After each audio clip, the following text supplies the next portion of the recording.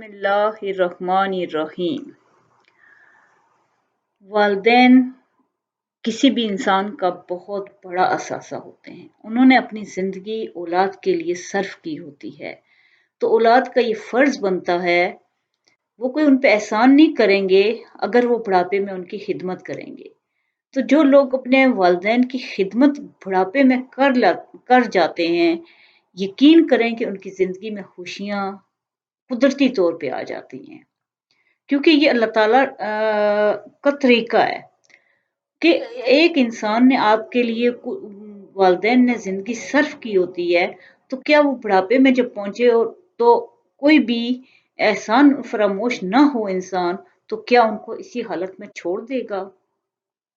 तो वालिदैन की हद्दुल इम्कान खिदमत करें। जो लोग वालिदैन की खिदमत उनकी ज़िंदगी में नहीं कर सकते, यकीन करें कि वो ज़िंदगी भर पछताते रहते हैं उनके जाने के बाद। यहाँ मैं एक हदीस सुनाती हूँ। रसूल सल्लल्लाहु अलैहि वसल्लम ने फरमाया, उस शख्स की नाक खाक आलूद हो, उस शख्स की नाक खाक आलूद हो, फिर उस शख्स की नाक खाक आलूद हो।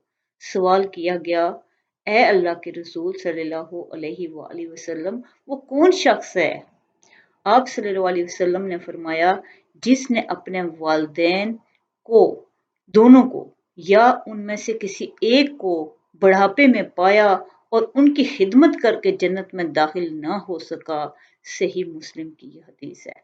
तो ज़िंदगी में हमेशा अपने वालिदैन की हद्दुल इम्कान खिदमत करें, आपके लिए इसी में फ़ायदा है। अल्लाह आपको बहुत खुशियाँ और कामयाबियाँ दे। शुक्रिया।